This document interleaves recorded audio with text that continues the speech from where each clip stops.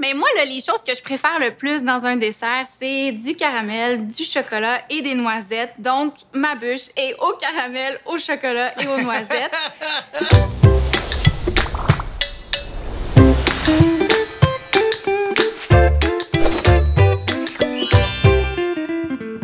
C'est une recette de toi qui est partie d'une de tes recettes puis que tu as fait transformer ici puis que tu as fait... Oui, exactement. Puis dans le fond, on a développé ça avec les chefs chez 3 fois par jour. Puis c'est la 3e année, je dois dire. C'est-tu la 3e année qu'on la sort, cette bûche-là? Fait qu'on dirait que c'est quasiment en train de devenir un classique. Là. Les gens nous la redemandent. Puis ça devient, c'est ça, comme un petit rituel dans les Noëls des gens qui suivent 3 fois par jour. Fait que je suis bien fière de cette bûche-là. J'ai très hâte de la goûter. J'ai pas goûté encore, je dois vous le dire. La seule affaire que j'ai goûtée à date, c'est le panettone de Stefano, parce que l'an passé, il était au cœur de ma table à Noël. Ricardo, présente-nous ta bûche. 2 bûches qu'on fait en banlieue de Québec. Une super moelleuse vanille chocolat blanc avec une garniture à la framboise.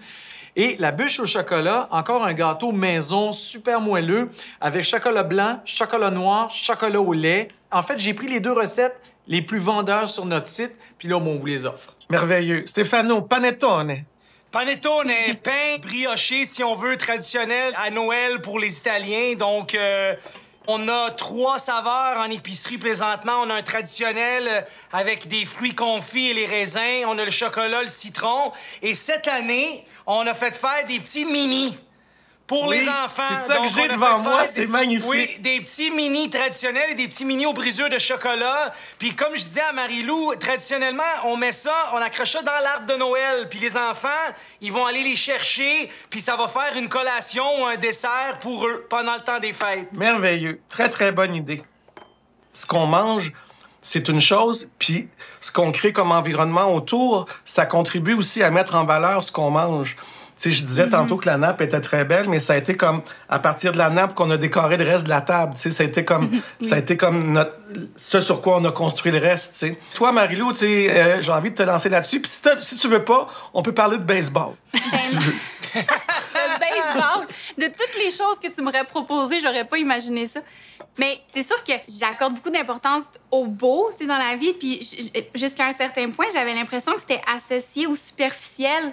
Comme si, puis tu sais, je trouve que tous les réseaux sociaux, c'est en train de changer ça, tu sais. Au début, on me reprochait beaucoup d'aimer le blanc, puis d'avoir des petites photos toutes placées, puis... Mais dans le fond, c'est ça qu'on fait, tu sais. Quand je regarde le packaging de Stefano, j'en parle souvent, c'est tellement inspirant, c'est tellement beau, c'est tout épuré. Je m'inspire de plein de choses comme ça pour créer du beau autour de moi. Puis je pense que c'est pas superficiel, en fait. Au contraire, je sais pas qu'est-ce que vous en pensez, mais c'est le fun de réaliser des belles choses puis de sentir qu'on a fait quelque chose de bien qui va faire en sorte que les gens se rassemblent autour puis qu'ils trouvent ça beau puis le fun, tu sais.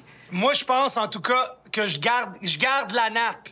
Hey, on la garde toute, la nappe. On la confisque. Tout le monde, c'est clair que la nappe, on la garde. Là. Ça, c'est clair. Vous pouvez la garder, c'est bien correct. Quand je décide de me faire à manger juste pour moi, puis que je prends le temps de me faire une belle table, ça change beaucoup de choses, mine de rien, de s'accorder cette importance-là aussi. Puis Ricardo, tantôt, disait à quel point on peut plus rien faire. En ce moment, on est comme confinés vraiment à la maison. Puis s'il y a bien quelque chose que tout le monde peut faire, ben c'est ça. C'est un art tellement accessible.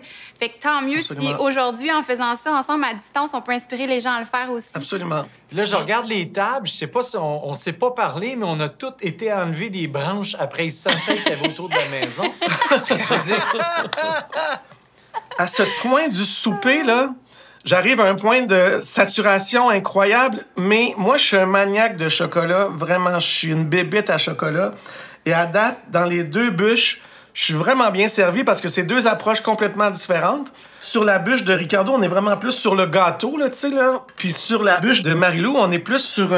c'est comme de la crème au centre, c'est une mouche, en fait. Ouais, puis il y a un brownies au chocolat ouais, c'est ça. À l'intérieur. Les 2 sont absolument décadents et délicieusement bons. Malheureusement, j'aurai pas le temps de nommer un vainqueur parce que je suis vraiment pressé par le temps. On comprend. Fait que je suis pas capable de dire qui c'est qui gagne. De toute façon, c'est comme demander à un père c'est qui ton enfant préféré. Je suis pas capable de faire ça. Ça serait malhonnête. Trempe le panettone dans le café. C'est ce que je viens de faire. Trempe ma bûche dans le café. Non, ça, pas une bonne idée.